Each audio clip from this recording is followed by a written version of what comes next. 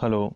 आज की वीडियो में हम करेंगे test of adequacy of index number formulas. बहुत सारे स्टैटिस्टिशियंस ने अपने डिफरेंट फार्मूलाज दिए हैं इंडेक्स नंबर्स कैलकुलेट करने के लिए, और सबसे बड़ी बड़ी जो मेन प्रॉब्लम आती है कि हम जो है वो फार्मूला मोस्ट अप्रोप्रिएट फार्मूला जो है वो सेलेक्ट कर सकें, जिससे जो है हमारी इंडेक्स नंबर को बनाने की प्रॉब्लम जो है वो कम हो सके और वो सही इंडेक्स नंबर जो है हम फाइंड आउट कर सकें। तो उस इंडेक्स नंबर की टेस्टिंग के लिए कि वो इंडेक्स नंबर का जो फॉर्मूला है वो कितना अप्रोप्रिएट है, उसको टेस्ट करने के लिए हमारे पास जो है वो डिफरेंट टेस्ट हैं, जिससे हम देखते हैं कि वो फॉर्मूला जो है वो उन टेस्ट को सेटिस्फाई कर रहा है। क्योंकि आप किसी भी चीज़ की ऑथेंटिसिटी चेक करने के लिए उसको टेस्ट करते हैं, और अगर वो टेस्ट से उस टेस्ट को पूरा कर देते हैं, उस टेस्ट की जो रिक्वायरमेंट्स है वो कंप्लीट हो जाती हैं, तो हम मानते हैं कि वो जो है वो एडिक्वेट है वो फार्मूला, या वो चीज़ एडिक्वेट है, पर्याप्त है, सही है। तो इसी तरह से जो आपके फार्मूलाज हैं इंडेक्स नंबर्स के, उनको भी चेक करने के लिए, उनकी टेस्ट ऑफ एडिक्वेसी के लिए, उस सूचकांकों की सूत्रों की उत्तमता के परीक्षण के लिए जो है वो डिफरेंट मेथड्स हैं। तो उसके बारे में हम आज की वीडियो में पढ़ेंगे। There are so many formulas suggested by different statisticians to construct the index numbers. बहुत सारे स्टैटिस्टिशियंस हैं जिन्होंने अपने अपने फार्मूलाज दिए हैं, जिसमें आपने पहले पढ़े हैं लेस्पियर का, पाश्चे का, फिशर का, बाउले का, मार्शल का, कैली का। तो बहुत सारे आपने इंडेक्स नंबर के फार्मूलाज पढ़े हैं। And the problem is to select the most appropriate formula. तो मेन प्रॉब्लम जो हमें आती है कि हम उसमें से एक सही फार्मूला को जो है वो सेलेक्ट कर सकें। तो वो सही फार्मूला सेलेक्ट करने के लिए हमारे पास कुछ टेस्ट हैं, जिनका नाम है जैसे टाइम रिवर्सल टेस्ट, समय उत्क्राम्यता परीक्षण, फैक्टर रिवर्सल टेस्ट, इकाई उत्क्राम्यता परीक्षण, और तीसरा है सर्कुलर टेस्ट, चक्रीय परीक्षण। इसके अलावा एक और टेस्ट भी होता है जनरली, वैसे यूनिट टेस्ट जिसको हम बोलते हैं।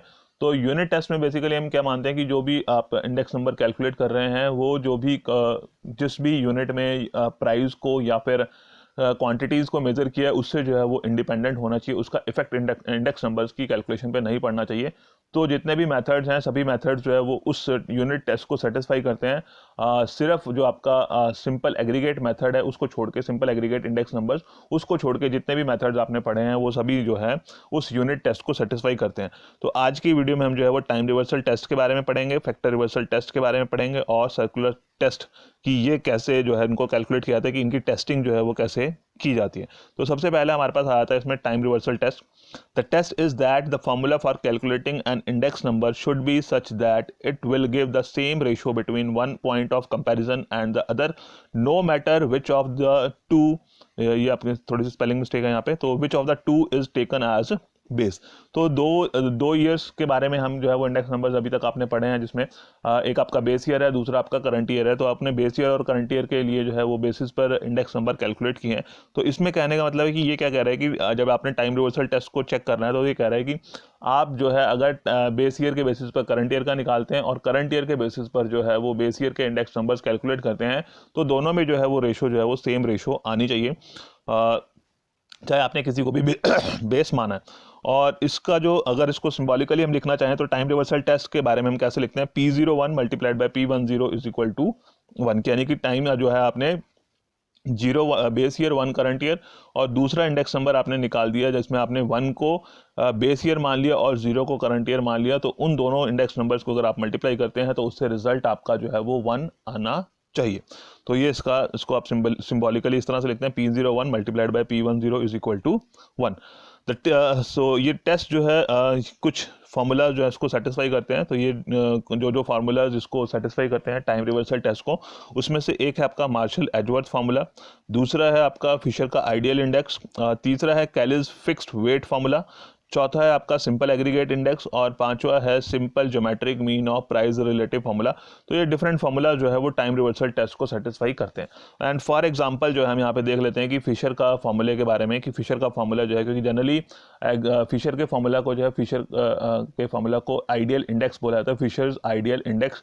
तो इससे रिगार्डिंग एग्जाम्स में क्वेश्चन भी आता है कि आपके पास जो है फिशर आइडियल इंडेक्स कैलकुलेट करें और ये दिखाएं कि फिशर का आइडियल इंडेक्स जो है वो फैक्टर रिवर्सल टेस्ट और टाइम रिवर्सल टेस्ट को सेटिस्फाई करता है। तो उसके लिए क्या प्रोसेस रहेगा आपका, कि जैसे आपने जो अभी बोला गया, आपको बोला कि फॉर एग्जांपल कि फिशर का अपने आइडियल इंडेक्स कैलकुलेट करना है, तो आइडियल इंडेक्स या फिशर का फार्मूला या फिशर इंडेक्स नंबर कैलकुलेट करना है, तो वो सेम ही फार्मूला है उसके लिए, और वो है आपका P01 is equal to under root of sigma P1 Q0 divided by sigma P0 Q0 multiplied by sigma P1 Q1 और divide by sigma P0 Q1। तो ये उसका फिशर का आइडियल इंडेक्स का फार्मूला है, और इससे जो है आपका इंडेक्स नंबर निकल के आ जाएगा, जिसमें आपका 0 बेस ईयर है और 1 करंट ईयर है, और P1 आपका करंट ईयर का प्राइस, Q0 बेस ईयर की क्वांटिटी, P0 आपका जो है बेस ईयर का प्राइस हो गया, और Q0 जो है वो आपकी बेस ईयर की क्वांटिटी, और Q1 जो है वो करंट ईयर की क्वांटिटी। तो इसके बेसिस पर आपका जो है वो इंडेक्स नंबर निकल के आ गया। अब आपको बोला है कि आपने जो है उसका क्या करना है, तो इस फॉर्मूले में जब आप वैल्यूज रख लेंगे क्वेश्चन के हिसाब से, तो आपका इंडेक्स नंबर निकल के आ गया। फिर दूसरा उसने बोला है कि आप देखें कि वो जो है टाइम रिवर्सल टेस्ट और फैक्टर रिवर्सल टेस्ट को सेटिस्फाई कर रहा है या नहीं कर रहा है। तो अभी हम कर रहे हैं टाइम रिवर्सल टेस्ट के बारे में। तो टाइम रिवर्सल में क्या करना है कि जस्ट आपको टाइम को रिवर्स करना है, यानी कि बेस ईयर को करंट ईयर बनाना है और करंट ईयर को बेस ईयर बनाना है, यानी कि 0 को 1 और 1 को 0। तो ये P01 से अब हमने इंडेक्स नंबर निकालना है P10 का। तो 0 की जगह 1 और 1 की जगह 0। तो ये जो सेम फॉर्मूला है वो सेम एज इट इज आएगा, जहाँ पे P लिखा है वहाँ पे P, जहाँ पे Q लिखा है वहाँ पे Q। बस जस्ट आपने 1 को 0 से रिप्लेस करना है, और जहाँ पर 0 लिखा है उसको 1 से रिप्लेस करना है। तो आपका इंडेक्स नंबर जो है वो P10 निकल के आ जाएगा, आप देख सकते हैं।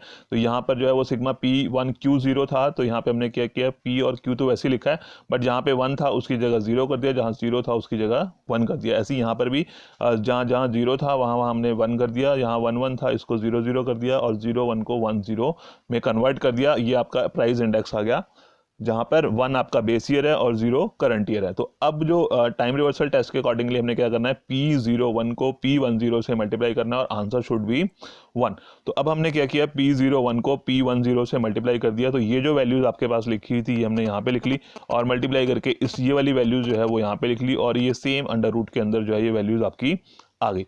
अब क्या है कि इसमें इसको अगर हम क्रॉस करेंगे, तो अब देखो P0 Q0 कैंसिल हो गया, यहाँ से P0 Q0, P1 Q1, ये P1 Q1 कैंसिल हो गया आपका, P0 Q1, ये P0 Q1 कैंसिल हो गया, और P1 Q0 और ये P1 Q0। तो सारी चीज़ें कैंसिल हो चुकी हैं एक दूसरे से, और फाइनली आपके पास बचा है 1, और under root 1 is equal to 1। तो हम कह सकते हैं कि क्योंकि P01 को और P10 को मल्टीप्लाई करने से आपके पास 1 आया है, तो दैट मीन्स कि जो है फिशर का फॉर्मूला इस टाइम रिवर्सल टेस्ट को सेटिस्फाई करता है। जब आपने एग्जाम में क्वेश्चन करना है तो इसको ऐसे ही नहीं आपने कैंसिल कर देना, इसके बाद एक स्टेप और आएगा जिसमें आप इनकी वैल्यूज़ को लिखेंगे, और उन वैल्यूज़ को आपस में एक दूसरे से क्रॉस करके फाइनली फिर आप इस आंसर तक पहुंचेंगे। तो ये था आपका time reversal test. Then next हम कर लेते हैं इसमें फैक्टर रिवर्सल टेस्ट के बारे में। तो ये वीडियो से आप जो है वो थियोरेटिकली और न्यूमेरिकल अगर सॉल्व करना है तो दोनों चीज़ें कर सकते हैं। अकॉर्डिंग टू दिस मेथड, अगर हम इसकी बात करें फैक्टर रिवर्सल टेस्ट की, तो Fisher has said that if the price index and the quantity index is multiplied, then the product come to value index according to Fisher. Just as our formula should permit the interchange of 2 times without giving inconsistent results, so it ought to permit interchange of price and quantities without giving inconsistent results. That is, the result uh, two results multiplied together should give the true value ratio। Symbolically अगर हम उसको लिखें तो इस तरह से लिख सकते हैं, पर पहले इसका मीनिंग समझ लेते हैं। तो ये कह रहा है कि अगर हम प्राइस इंडेक्स को और क्वांटिटी इंडेक्स को मल्टीप्लाई करते हैं, किसको, प्राइस इंडेक्स और क्वांटिटी इंडेक्स को मल्टीप्लाई करते हैं, तो it should be equal to value index. जैसे आपको पता है P into q is equal to v, price into quantity जो है वो उस आइटम की वैल्यू के बराबर आ जाती है। तो इसका कहने का मतलब है, फिशर ने जो कहा है कि अगर आप प्राइस इंडेक्स को क्वांटिटी इंडेक्स से मल्टीप्लाई कर रहे हैं तो इसका आंसर जो है वो वैल्यू इंडेक्स के बराबर आना चाहिए। तो जैसे हमने अभी टाइम रिवर्सल के टाइम पे किया था, तो कि अगर कह रहे हैं कि अगर हम टाइम को इंटरचेंज कर रहे हैं तो रिजल्ट्स इनकंसिस्टेंट नहीं होने चाहिए। बेस ईयर को करंट ईयर बना दिया, करंट ईयर को बेस ईयर बना दिया, तो रिजल्ट्स जो है वो इनकंसिस्टेंट नहीं होनी चाहिए।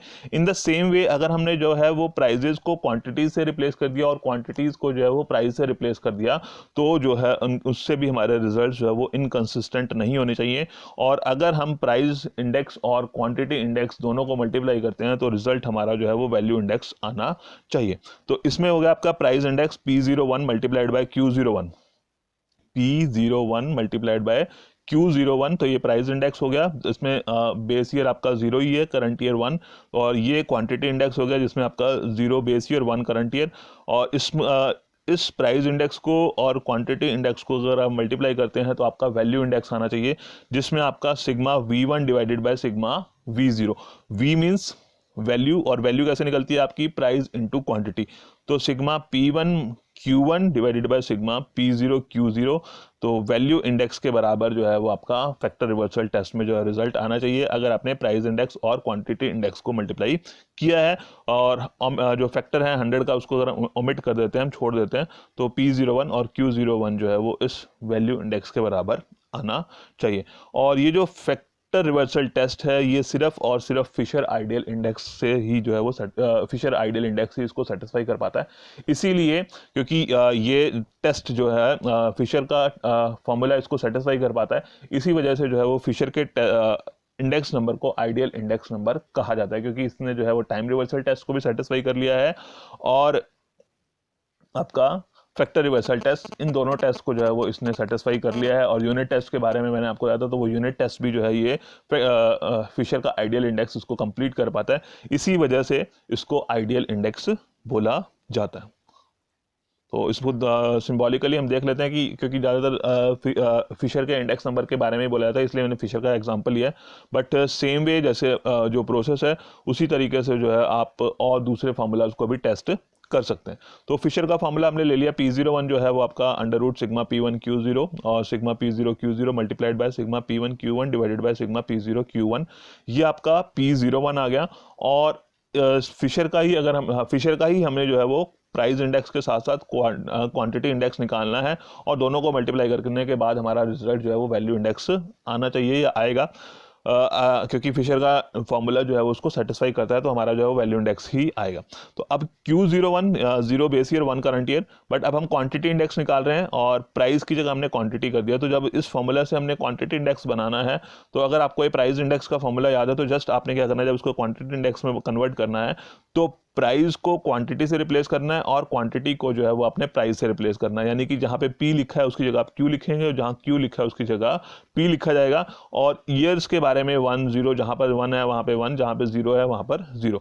तो जैसे यहाँ पे लिखा था हमने सिग्मा P1 Q0, तो अब हम इसको क्या कर देंगे, सिग्मा Q1 P0।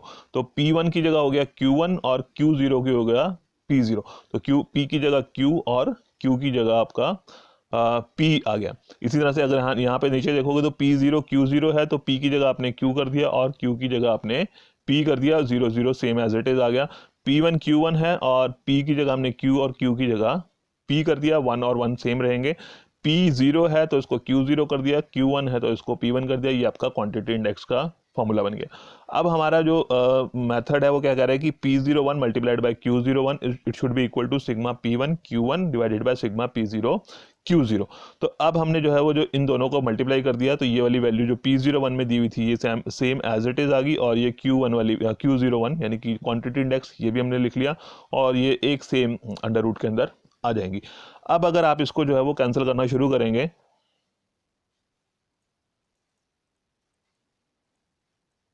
तो अब इसको कैंसिल करते हैं इसमें से यहाँ से, तो आपका ये आ गया सिग्मा P0 Q0, ये हमारे पास नहीं है ऊपर, P1 Q0, ये P1 Q0 और ये भी सिग्मा P1 Q0, यहाँ से ये कैंसिल हो गया।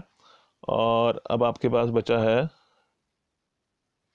P0 Q1, P0 Q1 ये कैंसिल हो गया आपका, और ऊपर आपके पास बच गया सिग्मा P1 Q1 और Q1 P1, sigma P1 Q1, और इसको भी हम जो है वो ऐसे भी लिख सकते हैं P1 Q1, तो सिग्मा P1 Q1 और नीचे बच गया आपके पास P0 Q0 और इधर P0 Q0 और P0, तो इसको ऐसे लिख सकते हैं। और जब आप इसकी वैल्यूज़ देखोगे उसमें से जो भी आपने क्वेश्चन आपके पास आया हुआ है, उस क्वेश्चन से जब आप वैल्यूज़ लोगे तो यहाँ पर आपने इसको ऐसे कैंसिल नहीं करना है। ये लिखने के बाद आप जो भी क्वेश्चन है उसमें जो वैल्यूज़ आपको दी गई हैं वो वैल्यूज़ आप इसमें पुट करेंगे, उसके बाद ये वैल्यूज़ आपकी लगभग सेम ही आएंगी जो कैंसिल की हैं हमने, और ये वाली जो बच गई हैं उसको आप यहाँ पर लिख लेंगे। और ये आपका जो है वो P1 Q1 बचा है, P1 Q1 का स्क्वायर, और P0 Q0 बचा है, P0 Q0 बचा है इसका स्क्वायर। तो जब इसको अंडर रूट निकालेंगे तो हमारे पास जो है वो फाइनली बचेगा सिर्फ सिग्मा P1 Q1 सिंगल बच जाएगा, और यहाँ से भी सिग्मा P0 Q0 जो है वो सिंगल बच जाएगा। और जब आप वैल्यूज़ लेके करेंगे तो इन की तो और अच्छे से आपको समझ में आ जाएगा। तो ये हमारे पास बच गया sigma P1 Q1 sigma P0 Q0 and that is your value index. तो सिंस P01 इंटू Q01 इसके बराबर आ गया, तो हम कह सकते हैं कि फिशर का जो फॉर्मूला है वो इस फैक्टर रिवर्सल टेस्ट को सेटिस्फाई करता है। तो फाइनली जब आपके पास एग्जाम में भी क्वेश्चन आता है तो आपने सेम प्रोसेस फॉलो करना है। पहले उसका आइडियल इंडेक्स नंबर कैलकुलेट करना है, फिर उसका प्राइस इंडेक्स बताना है, फिर उसका क्वांटिटी इंडेक्स निकालना है, दोनों को मल्टीप्लाई करना है। मल्टीप्लाई करने का लिए फार्मूला बन गया। इस फार्मूले में आप वैल्यूज पुट करेंगे, उसके बाद कैंसिल करने के बाद आपके पास ये वैल्यूज बच जाएंगी, और फिर उसके बाद आपको ये लास्ट में लाइन भी लिखनी है, क्योंकि P01 और Q01 को मल्टीप्लाई करने से आपके पास ये आया है सिग्मा P1 Q1 और sigma P0 Q0, that is your value index. So that means Fisher का जो फॉर्मूला है वो इस फैक्टर रिवर्सल टेस्ट को सेटिस्फाई करता है। देन नेक्स्ट जो तीसरा टेस्ट है हमारे पास है वो सर्कुलर टेस्ट। सर्कुलर टेस्ट जो है, this test is extension of time reversal test. जो टाइम रिवर्सल टेस्ट था आपका कि जिसमें आपने बेस ईयर को करंट ईयर बना दिया था और करंट ईयर को बेस ईयर बना दिया था, उसी की थोड़ी सी एक्सटेंशन है। इसमें क्या किया जाता है कि according to this test if there are 3 time periods, तो वहाँ पे हमने 2 टाइम पीरियड्स ही कंसिडर किए थे, 0 एंड 1। तो यहाँ पे हम जो है वो 3 टाइम पीरियड्स कंसिडर कर रहे हैं, 0, 1 एंड 2। 3 पीरियड हो गया आपके पास, 0, 1 and 2। And the price index of period 1 relative to 0, यानी कि 1 आपका करंट ईयर, 0 बेस ईयर, तो P01 आ गया। और price index of period 2 relative to period number 1, तो 2 आपका करंट ईयर, 1 बेस ईयर अगर हम ले रहे हैं तो प्राइस इंडेक्स नंबर P12 हो गया। और तीसरा अगर हम जो है कह रहे हैं कि 0 के लिए हमने जो है वो करंट ईयर 0 और बेस ईयर उसका 2, यानी कि P20, तो 2 बेस ईयर और 0 करंट ईयर, तो 3 पीरियड्स आपके पास, 0, 1 एंड 2। तो उससे आपने P01, P12 एंड P20 अगर कंप्यूट किया है, और इन तीनों को जो अगर आप मल्टीप्लाई करते हैं तो देयर मस्ट बी यूनिटी, और इन तीनों को मल्टीप्लाई करने से आपके पास जो है वो आंसर 1 आना चाहिए। तो ये जो टेस्ट है ये किसी भी कोई भी इंडेक्स नंबर का जो फॉर्मूला है उसको सेटिस्फाई नहीं करता। सिर्फ और सिर्फ जो सिंपल एग्रीगेट इंडेक्स नंबर है, सिंपल एग्रीगेट इंडेक्स नंबर, वो फॉर्मूला जो है इस सर्कुलर टेस्ट को सेटिस्फाई कर पाता है। बाकी जो है फिशर का आइडियल इंडेक्स भी जो है वो इस सर्कुलर टेस्ट को सेटिस्फाई नहीं कर पाता। तो P01 यानी कि 0 base year, 1 current year, then second में क्या हुआ कि 1 base year, second current year, और तीसरा इंडेक्स नंबर हमने निकाला जिसमें 2 आपका बेस ईयर और 0 करंट ईयर, और इसके बेसिस पर इन तीनों को मल्टीप्लाई करने से इसका कहने का है कि सर्कुलर टेस्ट तब सेटिस्फाइड माना जाएगा जब आप इन तीनों इंडेक्स नंबर्स को मल्टीप्लाई करेंगे और आपके पास जो है वो आंसर 1 आएगा। तो अब देख लेते हैं कि हमने अभी तक फिशर के फार्मूला के बारे में ही किया, तो फिशर का फार्मूला इस टेस्ट को सेटिस्फाई कर पाता है या नहीं कर पाता। तो P01 ये फार्मूला आपने अभी देख लिया कई बार, sigma P1 Q0 sigma P0 Q0 multiplied by sigma P1 Q1 divided by sigma P0 Q1। अब 0 1 की जगह हमने क्या कर दिया, 0 को अब हम निकाल रहे हैं P12, तो यानी कि 0 की जगह हमने बेस ईयर बना दिया 1 को, और 1 जो करंट ईयर था उसकी जगह करंट ईयर हो गया 2। तो यानी कि जो ये फार्मूला है, इस फार्मूले में अब आपने क्या करना है, 0 को 1 से रिप्लेस करना है और 1 को आपने 2 से रिप्लेस करना है। तो जहां जहां पे अब आप देख रहे होंगे कि 1 लिखा है वहां पे 2 लिख दिया गया है, जहां पे 0 लिखा था वहां पे 1 लिख दिया, और बाकी P और Q जैसे जहां पर भी थे, जैसे P1 था तो P का P ही रह गया और 1 की जगह 2 रिप्लेस करना है। जैसे Q0 था तो Q का Q ही रह गया, बट 0 को हमने 1 से रिप्लेस कर दिया। तो इस तरह से P12 का फॉर्मूला आपका बन गया। फिर तीसरा हमें चाहिए P20, यानी कि 2 आपका बेस ईयर है और यहाँ पर जो है वो 0 करंट ईयर है। तो 0 को अपने रिप्लेस करना है 2 से और 1 को रिप्लेस करना है 0 से। तो जिसके जगह पर जो भी लिखा है, जैसे 0 की जगह 2 है तो 0 को 2 से रिप्लेस कर दो, 1 की जगह 0 लिखा है तो 1 को आपने 0 से रिप्लेस कर देना है। तो यहाँ पर जैसे हमारे पास था सिग्मा P1 Q0, तो 1 को हमने किससे रिप्लेस करना था, 1 को रिप्लेस करना था 0 से, तो P1 का हमने P0 कर दिया। 0 को रिप्लेस करना था किससे, 2 से, तो Q0 का हमने Q2 बना दिया। तो जहाँ पे P लिखा है वहाँ पे P, जहाँ पे Q लिखा है वहाँ पे Q, बट सिर्फ टाइम को जो है हमने चेंज करना है। तो 1 को हमने इसमें कन्वर्ट किया है, क्योंकि ये वाला फॉर्मूला तो आपने याद किया हुआ है ना बेसिकली, तो इससे हमने जो है ये फॉर्मूलाज डिराइव कर लेना है, इनको अलग से याद ना भी रखें तो इस फॉर्मूला से हम इनको डिराइव कर सकते हैं।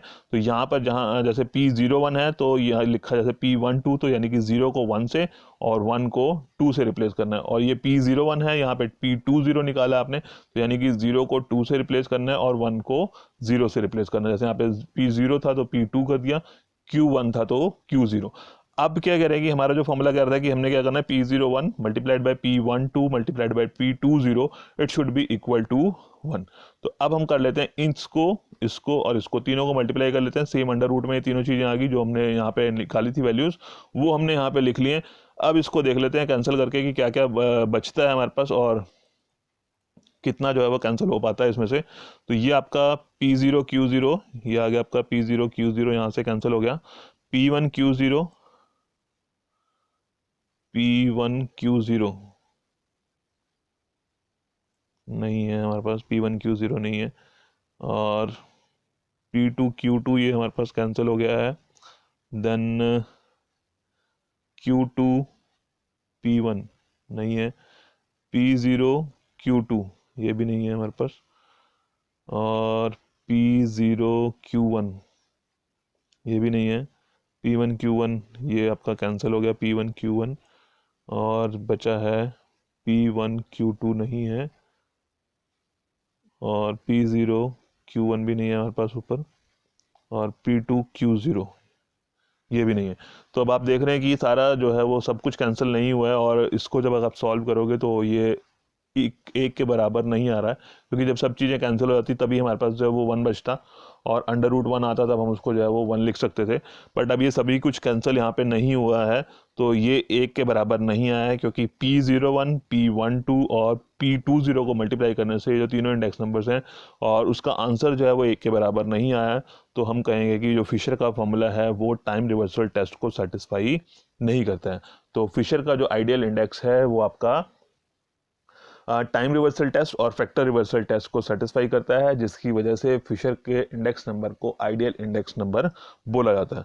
तो ये इनके टेस्ट की जो क्राइटेरिया है वो यहाँ पे लिखे हुए हैं, और इसके बेसिस पर आप किसी भी फॉर्मूला को, चाहे वो लेस्पियर का है, पास्चे का है, बाउले का है, मार्शल का है, कैली का है, उनको आप जो है वो टेस्ट करके चेक कर सकते हैं। और जो जो टेस्ट जिन जिन फार्मूलाज को जिन जिन जो जो इंडेक्स नंबर्स जिन जिन टेस्ट को सेटिस्फाई करते हैं उनके बारे में मैंने यहाँ बताया हुआ है लास्ट में कि कौन कौन से टेस्ट जो है किस किस इंडेक्स नंबर फार्मूला से सेटिस्फाई हो पाते हैं। तो आप इसकी जो है वो प्रैक्टिस कर सकते हैं, डिफरेंट वैल्यूज़ लेकर सॉल्व करेंगे तो ज़्यादा अच्छे से समझ में आएगा आपको।